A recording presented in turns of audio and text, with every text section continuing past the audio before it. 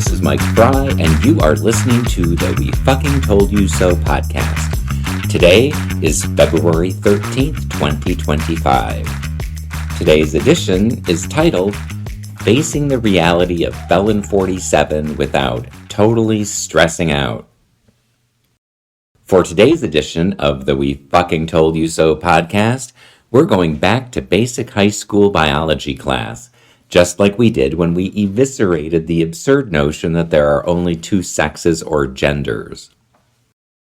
Among other things, we're going to explain why so many people report feeling like they're going to vomit if they see Felon47 or hear him speak. To be clear, we're not kidding when we say that, and neither are the people saying they feel a sense of impending regurgitation. We're also going to explain, again in simple biological terms, why so many people refuse to understand just how bad the situation is in the USA right now. And to say it bluntly, it is really, really, really bad, which is actually where we're going to start. Politicians on the Democratic side of things are starting to get close to articulating how bad things are, but even those people are not quite getting it. They're saying things like, we're getting awfully close to authoritarianism, instead of, our government has been taken over by a dictator. There is, however, unfortunately zero evidence to justify the softening of this language or to explain Democrats' expressed hope of winning the fight in the courts, as they've been saying. In fact, while there is zero evidence this administration will abide by any court orders, there's a ton of it that they will not. Furthermore, there's a trove of reporting that the court orders that have already been issued against the administration to date are already not being followed, and there's no entity that is ever going to make them. In spite of that, Democrats seem to be putting all their hopes in the court system that, literally, has zero chance of being a real-world check against this lawless administration. For those who don't know, no court has the ability to enforce its own orders. That job actually falls to the administration itself. Therefore, hoping the courts are going to save the country is a fool's dream.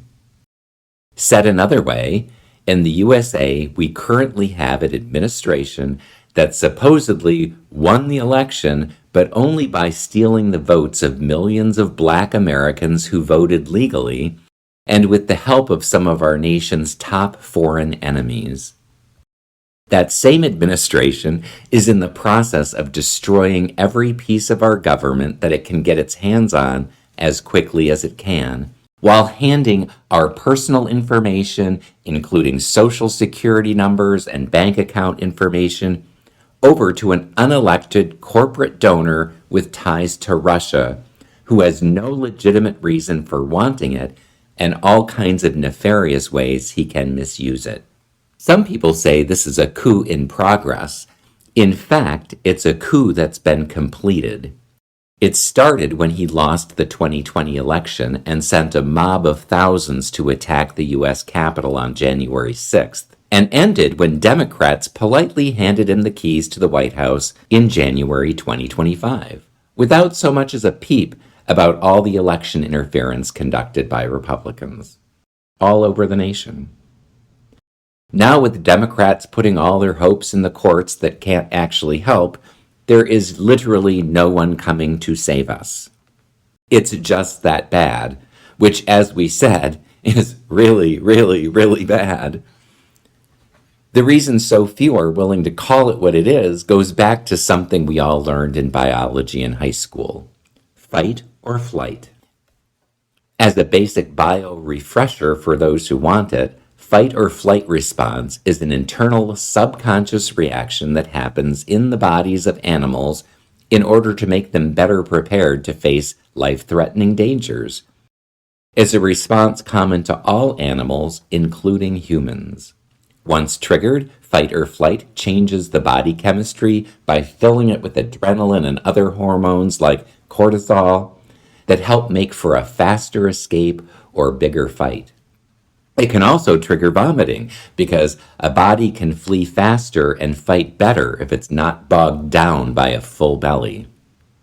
Given that this new administration is openly attacking a huge swath of Americans in a wide variety of ways, it should be easy to see why the man that we like to call the third Antichrist of Nostradamus could trigger a fight or flight response in them.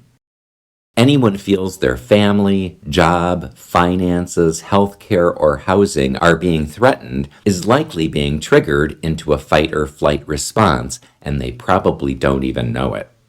The administration's going to enact tariffs, i.e. taxes on U.S. citizens, to raise costs on those who are barely squeaking by. The administration is going to gut Medicaid and Social Security, cutting benefits to those who need them most. They're cutting U.S. aid funding, which funds farmers in Nebraska, Kansas, and other red states because helping brown people is a problem, while bankrupting their own supporters. We could go on, and we're only 3 weeks into this administration, and wow, that is a fuck ton of shit, and only the tip of the iceberg. No wonder people's basic survival mechanisms are kicking in. Lastly, we'll add one more. The new budget proposal from Felon47 is to raise the debt ceiling by more than $4 trillion in order to cut taxes for billionaires while cutting services to the Americans who need it most. So Elon and his corporate pals get richer while the middle and lower classes and the poor get squeezed even more.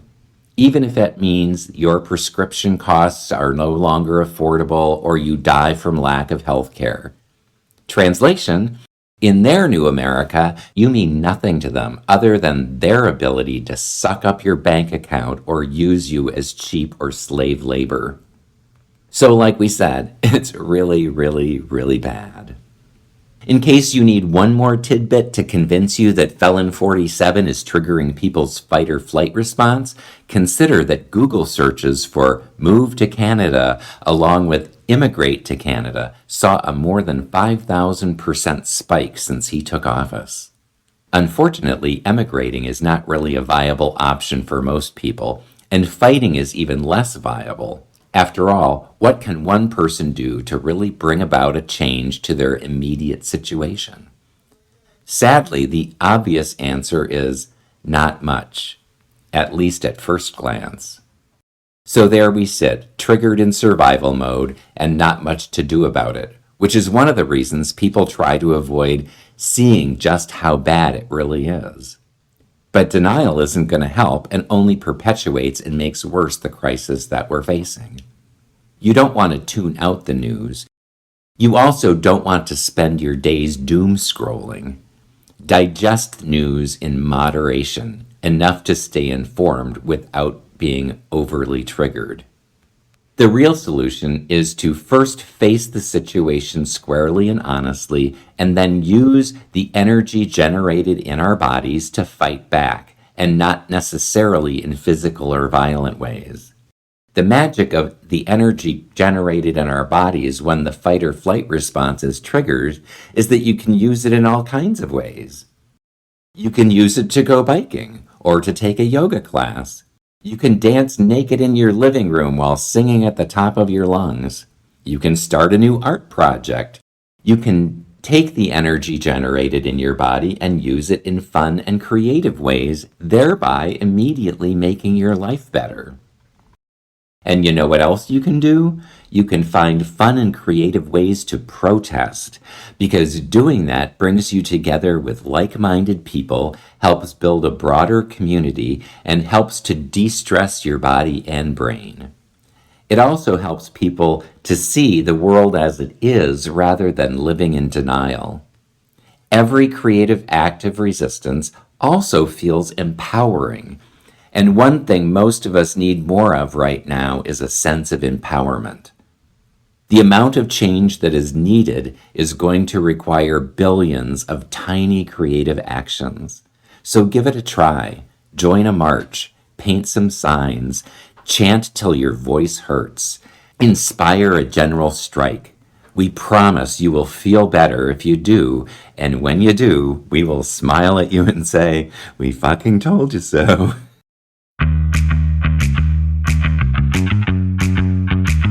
You have been listening to the We Fucking Told You So podcast. Please like and subscribe and share on your social media. Thanks for listening.